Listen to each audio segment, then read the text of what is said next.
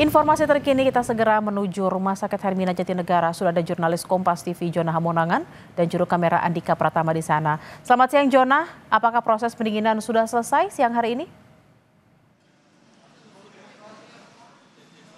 Ya Bella, proses pendinginan sudah selesai kurang lebih sekitar pukul 8 pagi. Jadi sekarang operasional sudah kembali normal. Jadi untuk kejadian itu diawali sekitar pukul 4:45 pagi di ruang farmasi, khususnya di panel listrik. Diduga ada korsleting atau ada gangguan hingga menyebabkan adanya percikan atau kebakaran. Nah, setelah kejadian sekitar kurang lebih antara 10 sampai 15 menit akhirnya dari pihak rumah sakit menghubungi pihak dari Damkar dan Damkar pun karena lokasinya juga cukup dekat kurang lebih sekitar 10 menit sudah sampai. Jadi kurang lebih sekitar pukul 5 pagi dari pihak Damkar sudah mendatang ke rumah sakit dan langsung melakukan pemadaman. Untuk kendaraan memang ini awalnya dari satu unit kendaraan akhirnya ditambah lagi dengan dari lokasi yang lain akhirnya total ada 10 kendaraan dan untuk proses pemadaman sendiri ini sebenarnya kurang lebih berlangsung cukup lama, kurang sekitar 1 jam dikarenakan ini berlokasi di lantai 3. Jadi memang dari pihak Damkar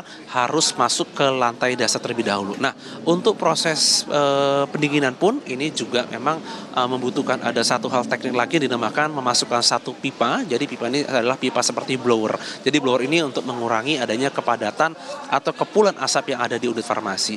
Memang dari pihak Damkar sendiri belum mengeluarkan secara resmi apa penyebab utama, tapi dikarenakan ini ada di panel listrik khususnya di ruang farmasi, maka diduga kuat ada korsleting.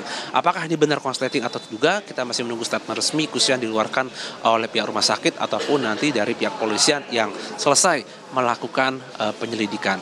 Untuk proses pendinginan khususnya dilakukan oleh pihak rumah sakit ini bekerja sama juga dengan pihak lain, ada juga dari BPBD untuk memastikan tidak ada reruntuhan ataupun nanti ada partikel-partikel lain. Yang pasti saat ini sudah beroperasi dengan normal dan tadi saya pun sudah masuk ke dalam untuk melihat aktivitas berjalan seperti biasa. Jadi meskipun lokasi kebakaran ini ada di lantai 3 atau mungkin satu lantai di atas kita sekarang ini, prosesnya dan saat ini masih proses sudah berjalan normal dan tidak ada kendala sedikit pun.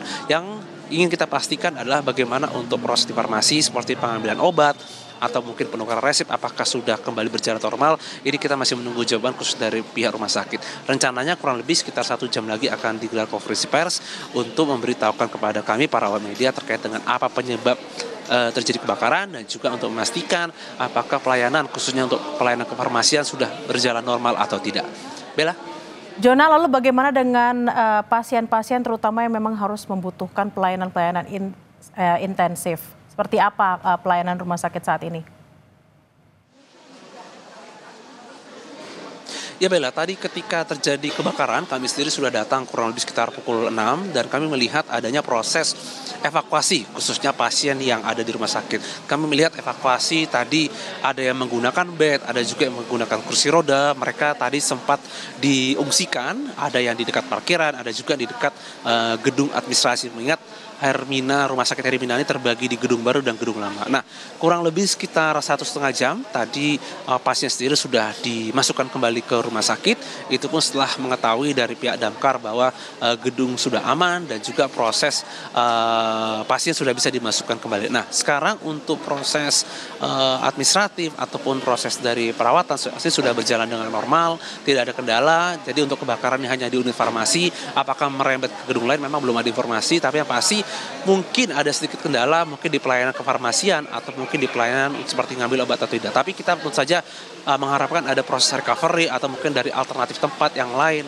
khususnya agar pelayanan khususnya pelayanan kefarmasian mengingat itu adalah tempat yang terbakar sudah bisa beroperasi kembali dan normal. Kami masih menunggu statement resmi yang kurang lebih antara setengah jam sampai 1 jam lagi dari pihak rumah sakit untuk memberitahu terkait dengan apa penyebab atau asal muasal dari kebakaran dan untuk memastikan bagaimana pelayanan apakah akan kembali berjalan normal atau mungkin butuh waktu 1-2 hari untuk bisa berjalan seperti biasa.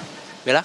Baik, kita juga akan menantikan apa penyebab dari kebakaran di Rumah Sakit Hermina Jatinegara. Terima kasih atas laporan Anda, jurnalis Kompas TV Jona Hamonangan dan Andika Pratama langsung dari Rumah Sakit Hermina Jatinegara, Jakarta. Selamat bertugas kembali.